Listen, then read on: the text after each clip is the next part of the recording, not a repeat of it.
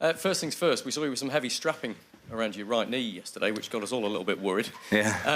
How are you? Is it going to be anything that's going to prevent you starting? No, all good. Looks worse, the strapping, obviously a heavy strapping than what I've done, so no, I'm all good with that. That's good stuff. Try and give us an idea of just what it's been like for you and the rest of the squad, and how emotionally and physically draining that last 16 game was, and how that's impacted maybe what you've been doing the last few days.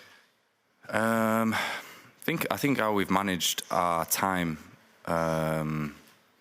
especially after the game, the manager realises how taxing it is on everyone, and we had some great time off with families, one afternoon, and then back into training. It's been, I think, once you're in that frame of mind of getting over such a big hurdle, you want to kind of go again, and we want to try and put things right and keep progressing in the tournament.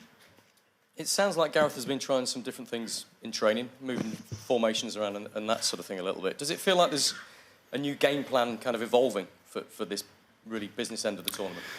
Well, I wouldn't say so. I think how we work on different presses, systems, shapes, build-ups.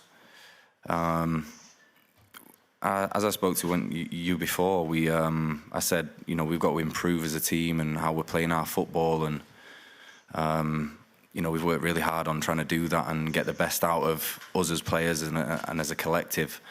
So it's been a great few days. Obviously, got one more tomorrow before the game.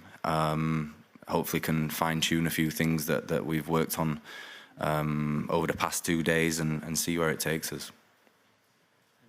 John, hi. Sorry, you, Henry, first. Sorry, John. Hi. There was a moment in the Slovakia game in the first half where you stepped into midfield, as we've seen you do so often with City, and then you sort of looked around and maybe there wasn't the options or the movement, and then you stepped back. Is it different from playing for City in terms of the movement and the options? Yeah, 100%. I just think with everyone at the clubs has got their own style of play. They know each other in different situations. We come here and we have a clear idea of how we want to play, and over the years Gareth's changed that, and it's just clicked because we've been together for so long. But yeah, no, it's different, and not in a bad way, not in a good way. It's just how we play, and as I said before, we're trying to improve on that to get back to where we were before this tournament, in previous tournaments, and really hit our standards. Manuel Akanji is presumably very good at totting up on the dartboard with his maths. Have you had any communication with him? No, I haven't actually. With anyone, it's been a bit of a bubble while we've been here, and some days we wake up and I don't know what day it is. It's you're in your routine, you're going in the gym, going to training. But no, I've not spoke to him or anyone else. 10 years, 76 caps. You move alongside Terry Butcher. You're one behind John Terry, two of the sort of great centre halves down the years. How come you still got this hunger? To win. I think it's the biggest thrill for me, and that I can get out of playing. That winning feeling, to create history for us as a nation. For everyone back home, me personally, and the lads, to do something that's never been done before and lift this trophy. I kind of simplify it down into, all those little things that I've just said, and trying to create our own history and make something happen. And that comes with all the trophies that I've won previously in my career, and trying to bring those attributes to the team, that hunger, and the things that I spoke to you about before, the things that you can't really coach or learn. It's almost, you're just born with it, that come around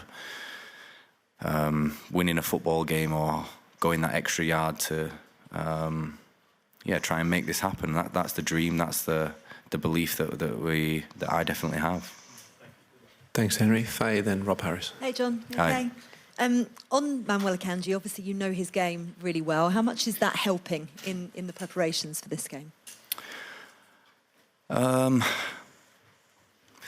in bits. I think how they've played this tournament and the players that they've got, they've been brilliant. So that's down to us now. Me giving advice to the guys up top, pressing or playing against the likes of Manu, I think is an exceptional player. I'm sure he's doing the same to his teammates about me, Walks, Phil. But yeah, as I said there, they've got some great players, and I think it'll be a really good matchup for us, a good test for us, and I've got the belief that we can come out on top. Obviously, you've formed a great partnership with Marc Guéhi. How different is it going to be with whoever comes in to replace him? Hopefully seamless, because we train with everyone in training, different positions, even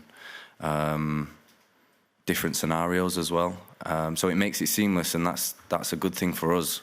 Whoever's in at the weekend will be ready to play, know how each other plays, and yeah, I think we're all here for a reason, and everyone's just raring to go that haven't got the minutes that they've wanted, and yeah, whoever plays, I've got massive faith in them. And obviously, we don't know what formation you're going to set up as, but can you give us a bit of insight from a defender's point of view of the difference between playing in a 3 and a 4 for you? I think they bring two different sides to the game, two different outlooks for us over the years, especially opposition-wise as well. It causes them a problem. I think we're really fluid in both, and that comes down to us when we get out on the pitch, that we've got to put it into practice. But yeah, I suppose it's down to the manager what he decides to do, and what he sees their weaknesses and strengths that we can bring to the game with whatever formation we decide to play.